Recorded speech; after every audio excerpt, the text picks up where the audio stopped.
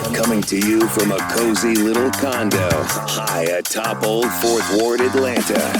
Welcome to The Ron Show on America One Radio. Here's your host, Ron Roberts. Well, happy Tuesday to you. I am actually on the road doing the show in Metro Savannah. Spoiler alert, I am a real estate agent, a residential realtor, and I have some friends who are purchasing a new home down here, also selling a home back in the Metro Atlanta area. And so I'm working both of their transactions. And the fun part of working both transactions is their brand new house, brand new build. We're doing a walkthrough today. They need to have their agent on hand to do the blue tape tour, we call it, because we take around the roll of the blue tape, the blue painter's tape, and we put little specks of blue painter's tape where there needs to be some imperfections dealt with. I'm really excited about that. It's not even like a hard hat thing. I don't look good in a hard hat, but it is one of those sort of official sort of things that lets you know you're almost there. You're almost there. Now, if we could just get the house sold in Conyers, it's okay. We've got, in fact, we're talking about an offer today, so wish us luck. Nonetheless, I am on the road in Richmond Hill, Georgia. And what is that smell? They say it's the Ogeechee. Okay, I hope so. Anyway, I stayed up really late last night, and I am fueled by caffeine right now, watching as the Atlanta Falcons struggled to beat a really bad team in Las Vegas last night. And there are some parallels.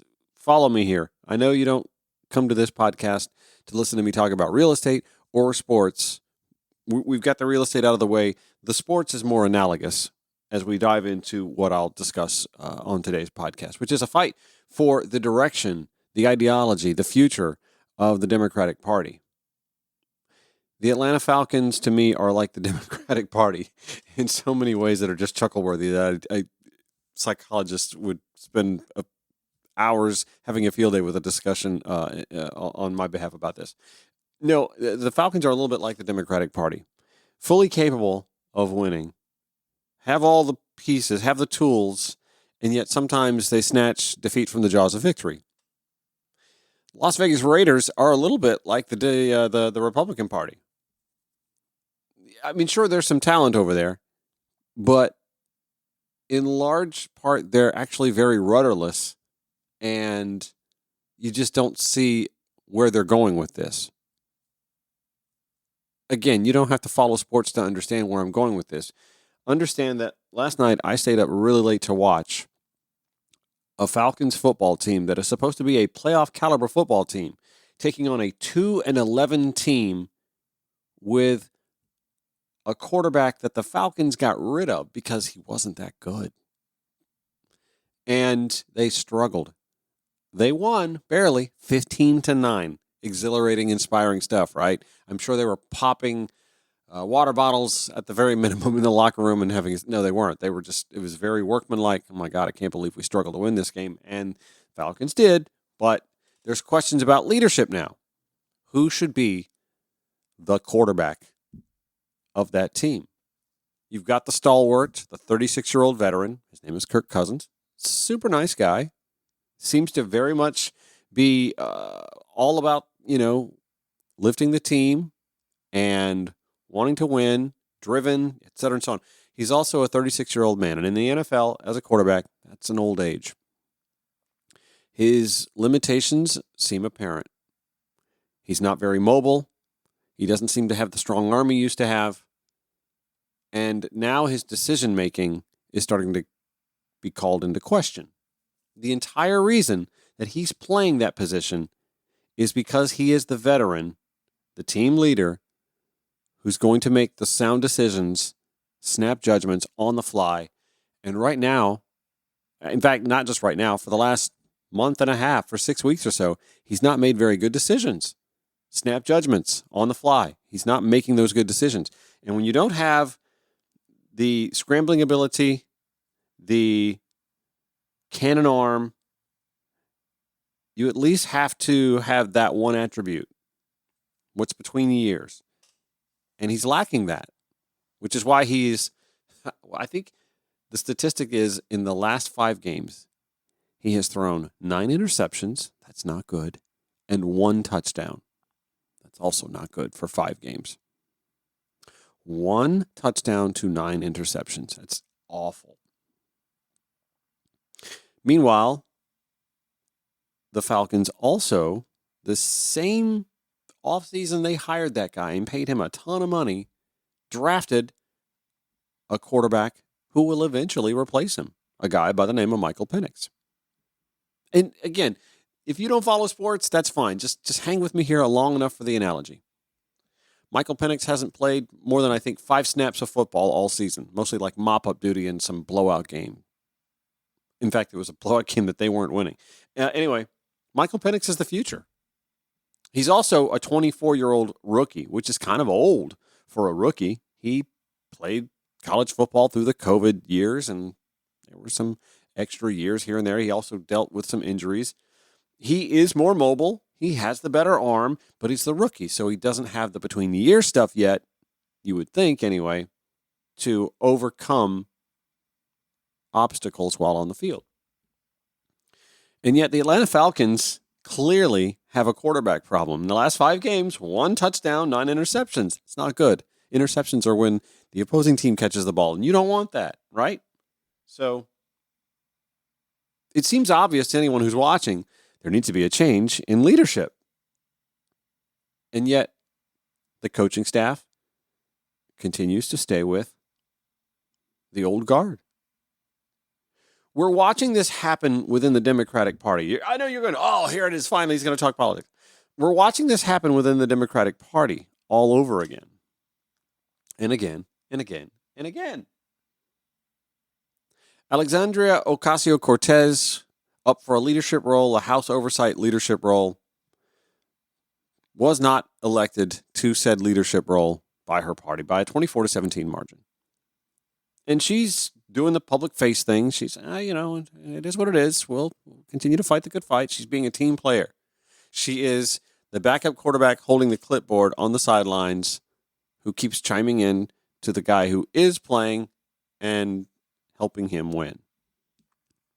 Inside the Democratic Party, there are dueling narratives about why Democrats didn't win this past election cycle, what the future trajectory of the party should be. And it's funny. I actually, over the weekend, I mentioned yesterday, I did a lot of reading. And I read 2 pieces that are a little disparate, but also sort of work in symbiosis as well. Kind of the way the Democratic Party works. You have moderate establishment, you have progressive liberal, and 95% of the time they work well together. And that 5% that they don't, there's some obvious fissures. And it's that 5% that sometimes can cost you key games. You may win 9 of your 17 games. It looks like the Falcons may win 8 or 9 of their 17 games. But it's the big game you don't win when that 5% just isn't lined up correctly. 2 pieces that I read that sort of dovetail nicely into this narrative that I want to speak about today. One from the New York Times, one from Rolling Stone. From the New York Times, this Ohio-hating Michigan Democrat has thoughts on why her party lost. Her name is Kristen McDonald Rivette. She won a tough House race in a heavily white working-class area, even as Democrats in such places lost. In an interview, she warned against a tone-deaf economic message. She ain't wrong there. However, when we dive into this piece, we're going to hear a lot of, I think, restrained messaging.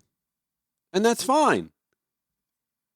In House races, you have to be somewhat local.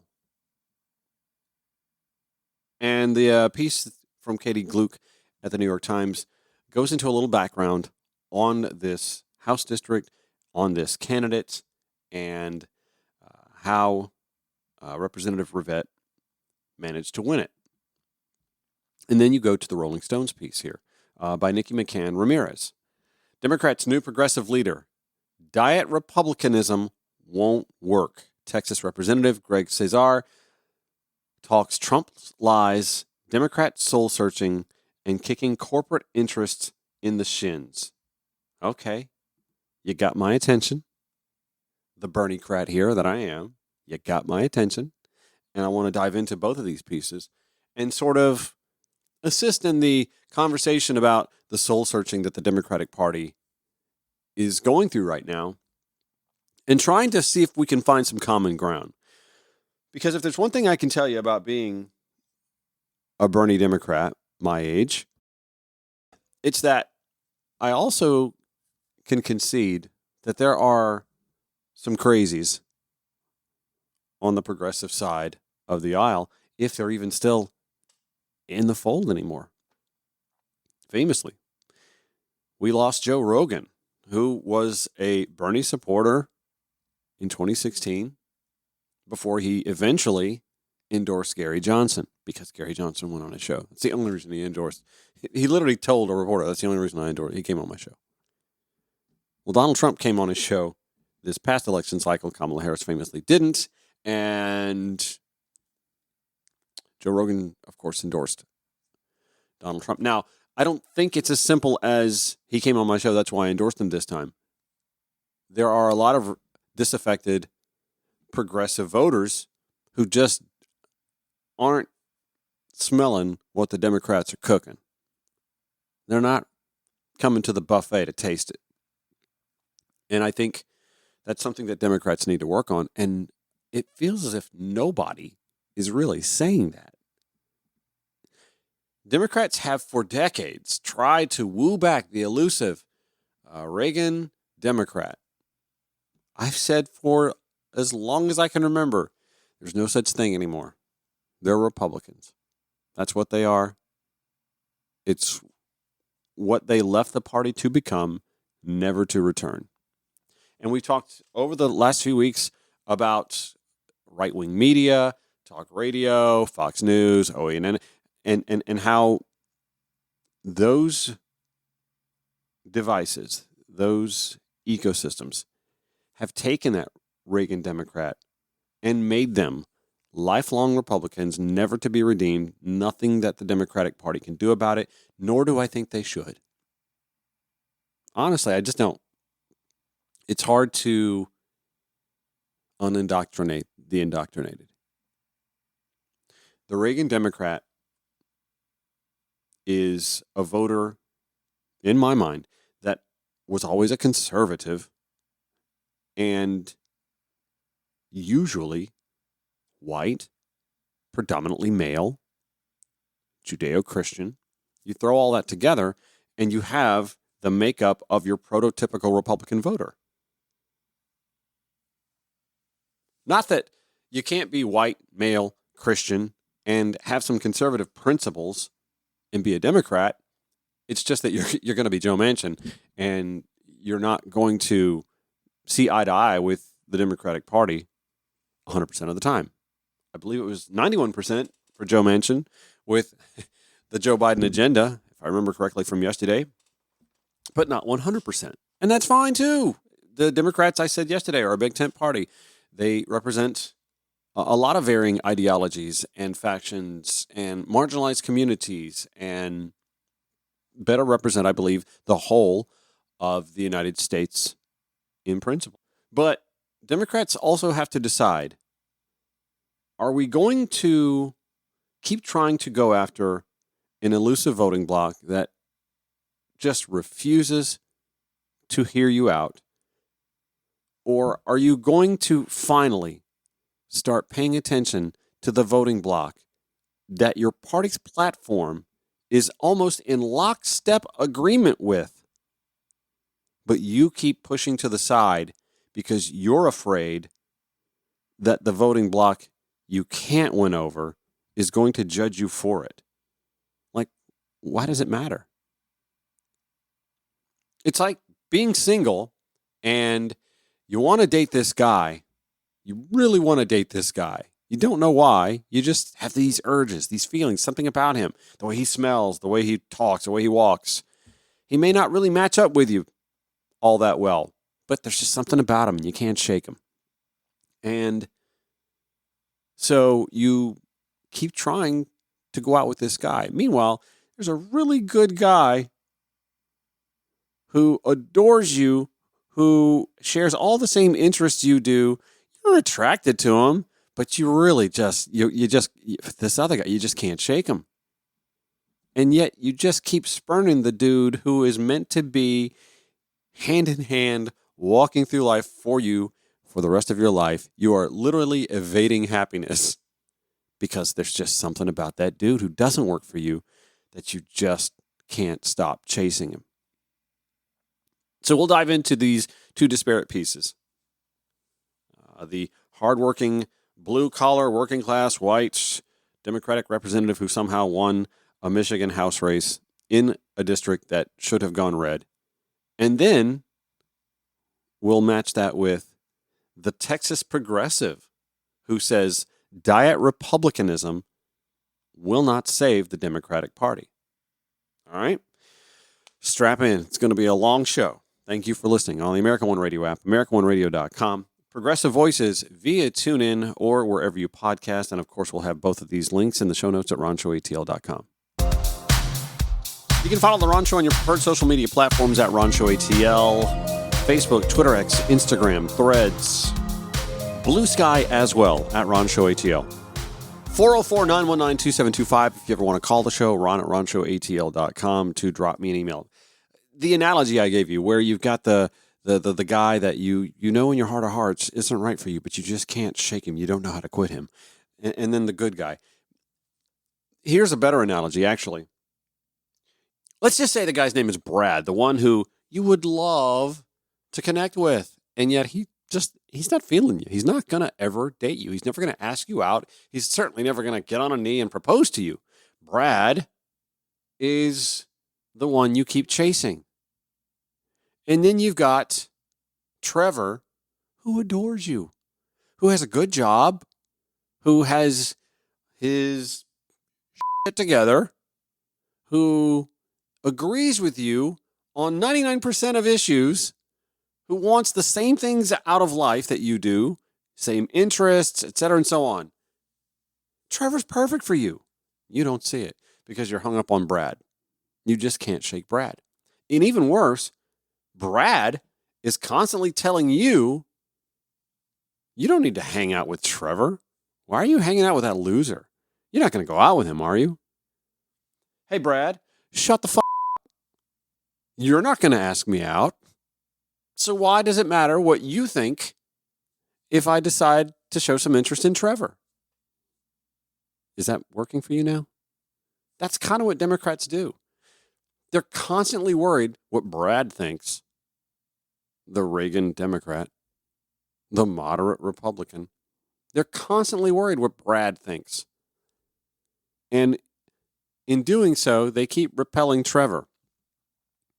Trevor adores you. Trevor wants to marry you. Trevor wants to be a part of your life. And you keep pissing on Trevor. You keep blowing him off. Eventually, Trevor just has had enough. And me, I love a good romance, a good love story.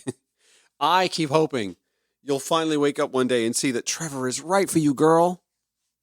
Guy, whomever. Trevor is right for you. Turn, look to him. This is like a rom-com, only I ain't laughing.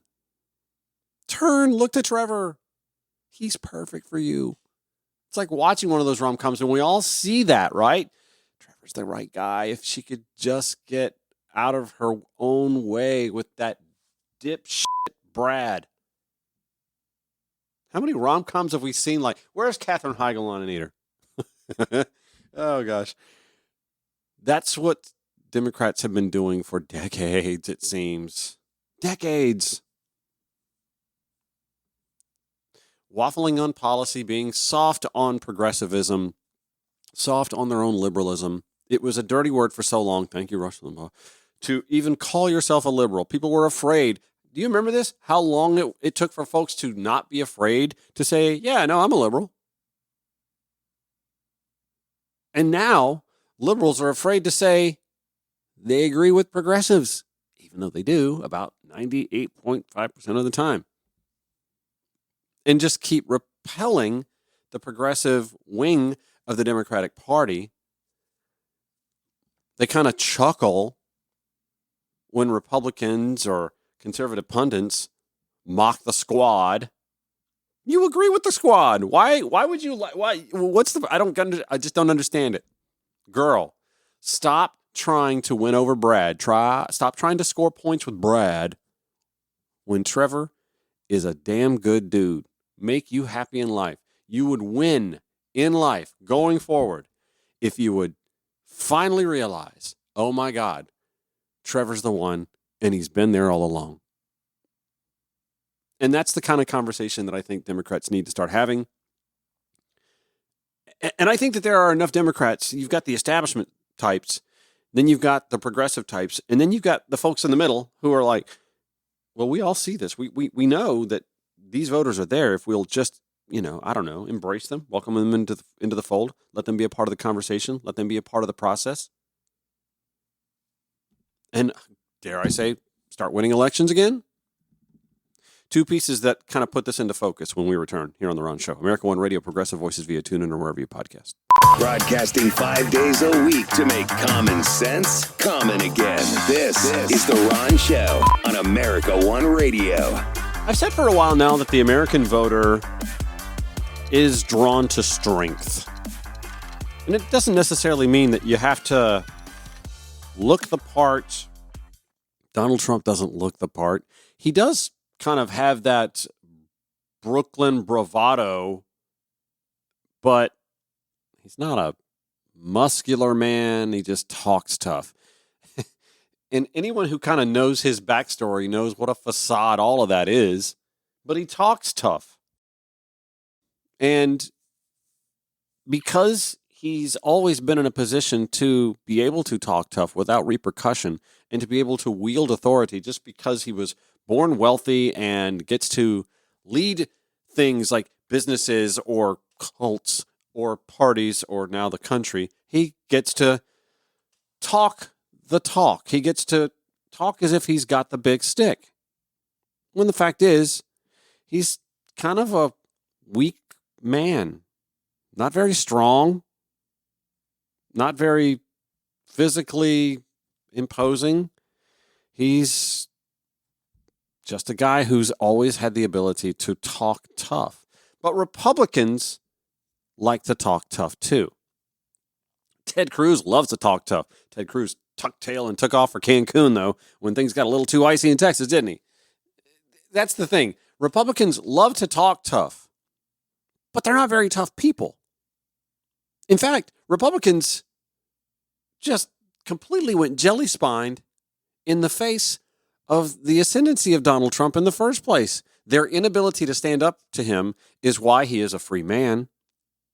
Why he, who absolutely goes against every moral standard that they profess to believe in for the last, 50, 60 years or so, is the leader of their party and now, again, entering the White House and even endorsing policy ideas that they have fought tooth and nail to suppress.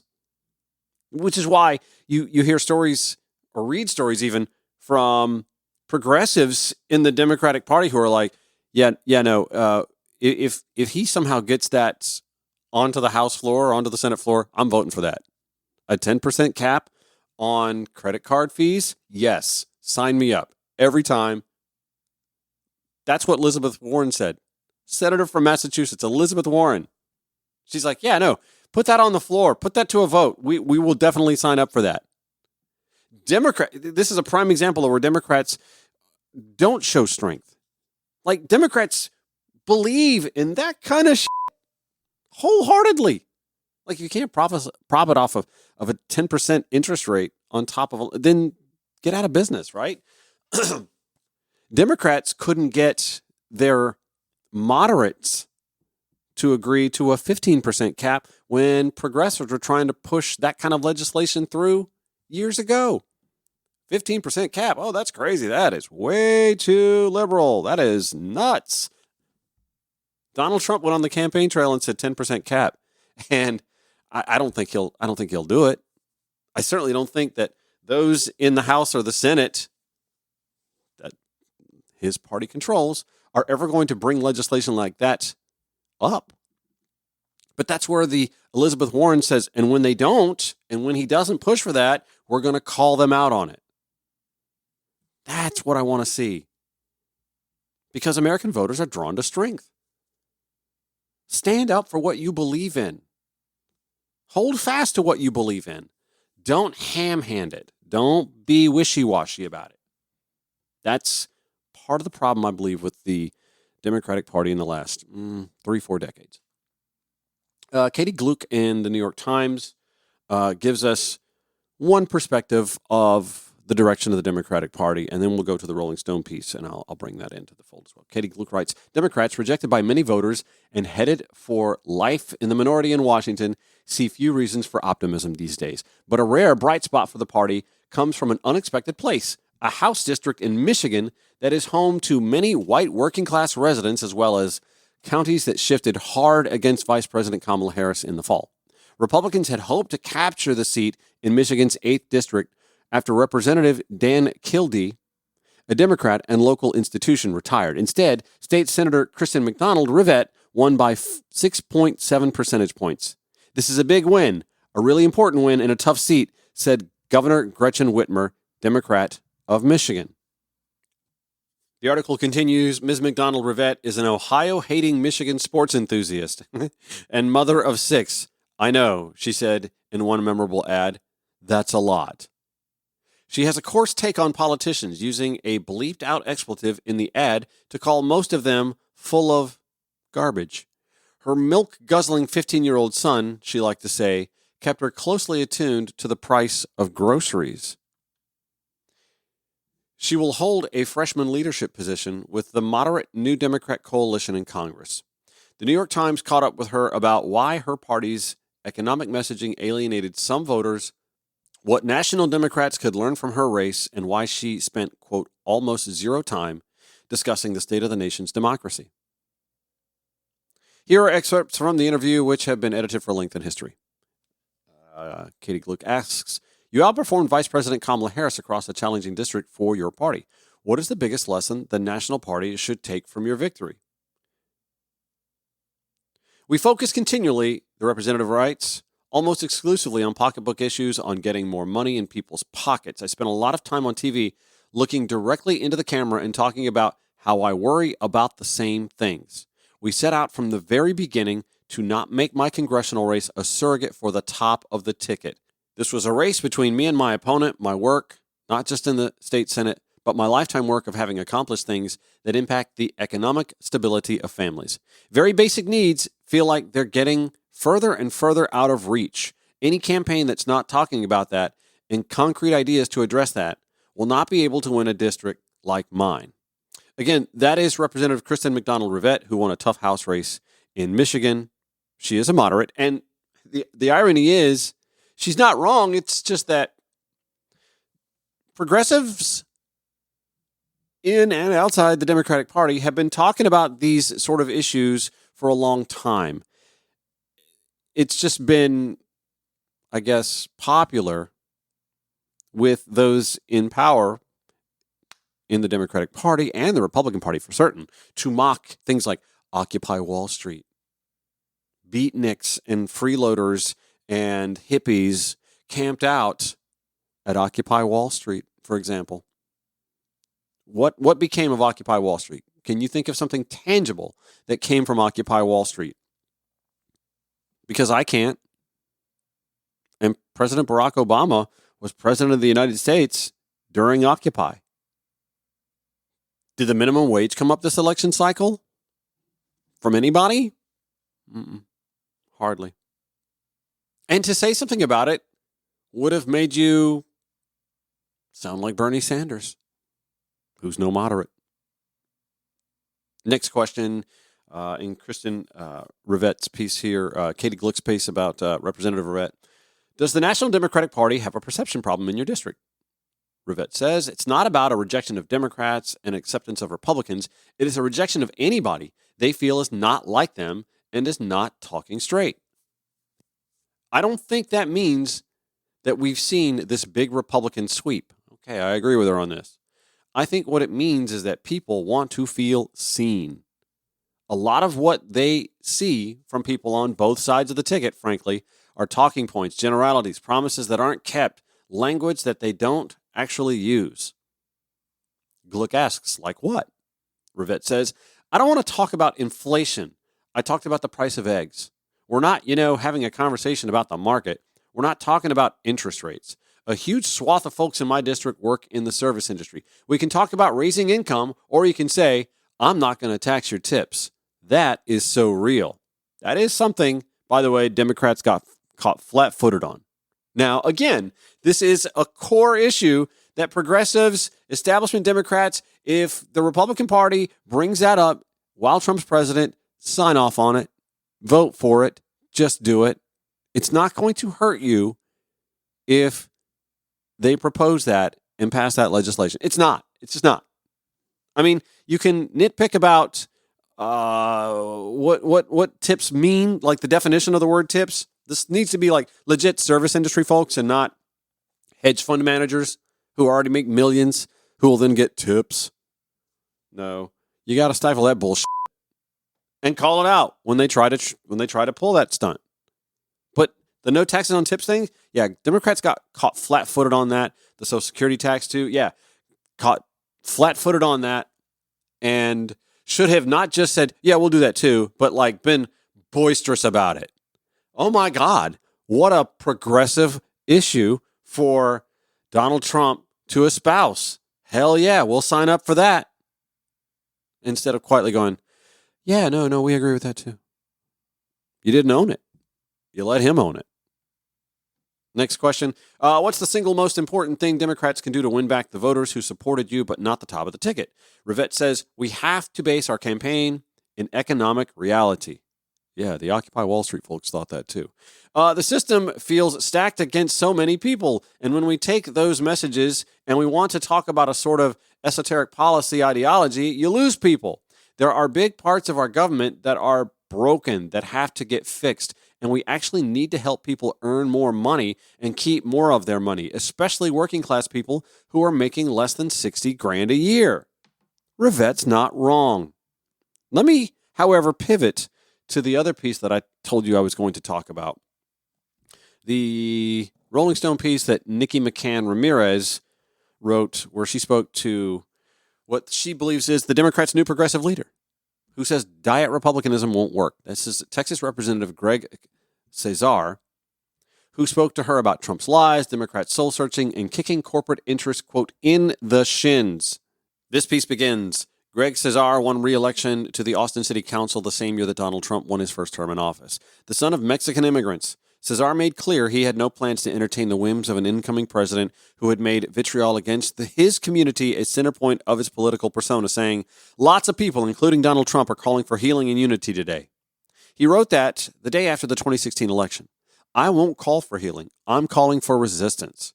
Resistance has continued to define the career of the local organizer turned progressive politician who earlier this month was elected to replace Representative Pramila Jayapal from Washington State as leader of the Congressional Progressive Caucus. Cesar has long opposed Trump and Texas Governor Greg Abbott's inhumane crusade against undocumented immigration. He backed policy reforms protecting immigrants in Austin from increased targeting by law enforcement, granting them legal counsel, and was arrested for protesting State Bill 4, a law that would allow Texas police to arrest undocumented migrants. Cesar won a House seat in Washington, D.C. in 2022 in a landslide victory after running a deeply progressive campaign, especially by Texas standards, highlighting criminal justice reform, workers' rights, and his support for Medicare for All. He won his district. By the way, Medicare for All, nobody's talking about this from the Democratic Party's perspective, as all of us are talking about health insurance after the United Healthcare CEO was gunned down. Democrats are just often timid to talk about what Americans are talking about, and from a position of passion.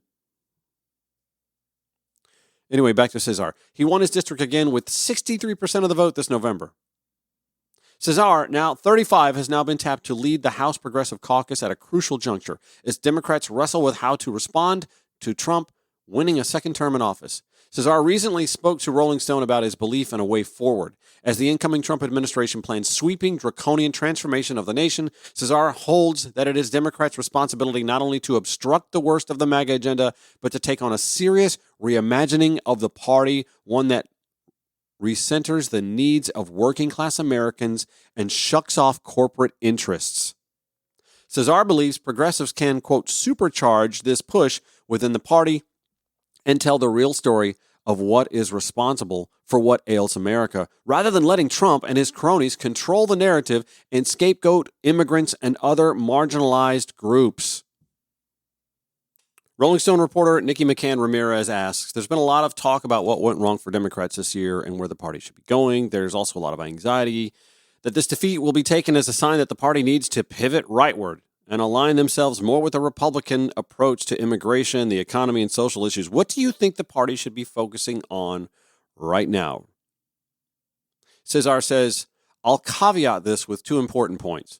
One is that the Republicans have a huge responsibility for what happened in the election in that they lied at every opportunity they could. They had an enormous propaganda machine, and they did everything they could in Congress to make things not work so that they could then complain about things not working. This guy sounds like me doing a podcast for the last 2 years. I expect they're going to continue to do exactly that, and we can't change that behavior in the short term. So the question is, what do Democrats do if that's what Republicans are going to continue to do, Cesar says. The second caveat is that it's clear Democrats have started losing many of the working class voters who are really the base of the party, and we've been losing those voters across race, across ideology. You have more and more disaffected voters choosing to not participate at all, and even some who voted for Joe Biden or Barack Obama who chose to vote for Donald Trump. If you want to win, you just can't have that happen. Cesar says, I think it's a moment of soul-searching in Washington for Democrats. There are some of us that are really trying to figure out what we should have done differently, and having just been elected chair of the Progressive Caucus, you might expect me to say that we should have just been more progressive.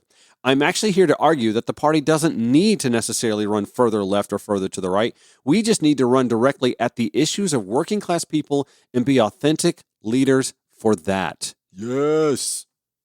More of this Q&A when we return here on The Ron Show, the American One Radio app, AmericanOneRadio.com, Progressive Voices via TuneIn, or wherever you podcast. Final few minutes in today's Ron Show, sort of focusing in on the disparate perceptuals, I guess, or ideologies within the Democratic Party. And I'm just sort of struck by reading into the New York Times piece focusing on Katie McDonald-Rivette's win in a right-leaning Michigan House district. Katie Gluck with a Q&A that I'll share in the show notes at ronshowatl.com because I've dived into that a little bit. Representative Rivette basically finger-wagging at the party. January 6th was such a centerpiece of the conversation, et cetera, and so on. And folks were worried about the price of groceries and their income and this, that, and the other. Katie Gluck at the New York Times asked, there's an interesting contrast in how you talked about the cost of living and how the Biden administration often talked about it.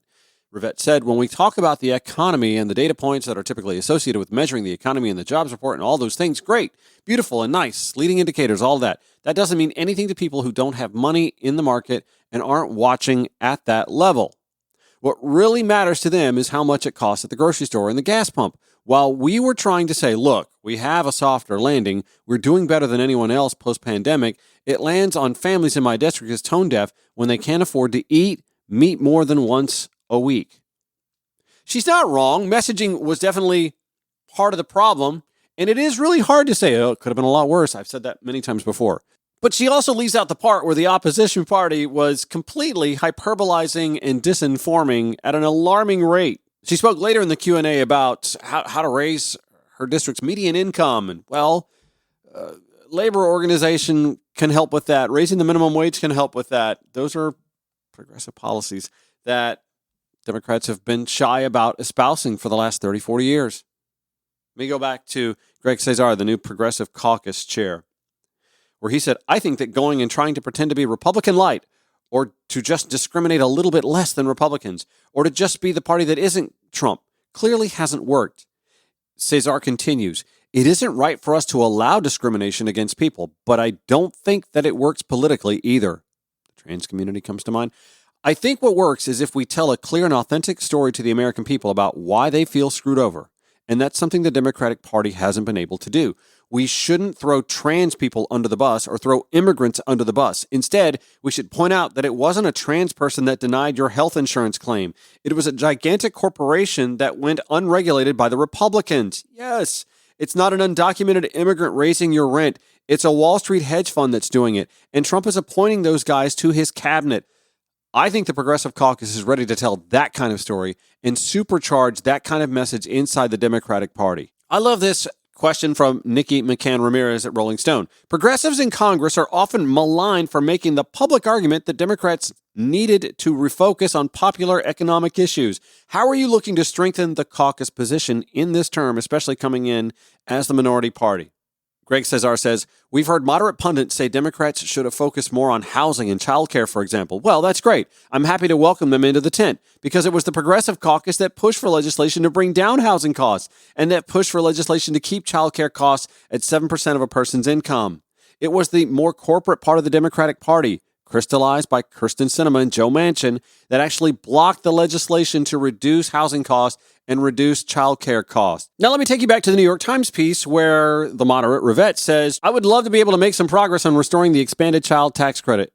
If we can't get that done, shame on us. And we've got to do something about the cost of childcare. I'm not retiring until we've made progress. Childcare. You just heard Greg Cesar, the progressive, say, yeah, we've been trying to address that. Welcome to the Progressive Caucus, Representative Rivette. I'm kidding. Back to the Rolling Stone piece, Greg Cesar. I think people, he says, can see that the Progressive Caucus has had the ideas on how to address people's economic strain and that those ideas are widely popular. They're popular among Republican voters and independent voters, so we have to lean in on those issues. In his first few months in office, Trump has promised to extend and expand the billionaire tax cuts, and I think the Progressive Caucus has a huge opportunity and responsibility to supercharge opposition to those billionaire tax breaks. We have to work to make sure every single Democrat on the Hill votes against it and that we can start showing people who change their votes from Biden to Trump that Trump says one thing, but he does the opposite. Further down in this, speaking of corporate bigwigs who rake in a ton of money while abusing their workers, Elon Musk and Vivek Ramaswamy have been granted unprecedented influence as unelected civilians within this incoming administration through Doge. Some members of the Progressive Caucus, including Representative Ro Khanna from California and Senator Bernie Sanders, have indicated a limited willingness to work with them on some issues. In your view, is this the correct approach to be taking with someone like Musk? Or is it detrimental to legitimize a project like Doge through participation from the caucus? Greg Cesar asked that question, answers. I'm glad that Congressman Khanna is trying to pull Musk back from the dark side. Somebody's got to go do God's work over there. But for me, I think that we should be calling out this billionaire fraudster for trying to take away your mom's Social Security check and cut Medicare so that he can pay less in taxes when he's already the richest dude ever on the face of the earth. Most of us should be out there calling it for what it is. I think that Musk is bound to fail while he tries to cosplay as co-president with Trump.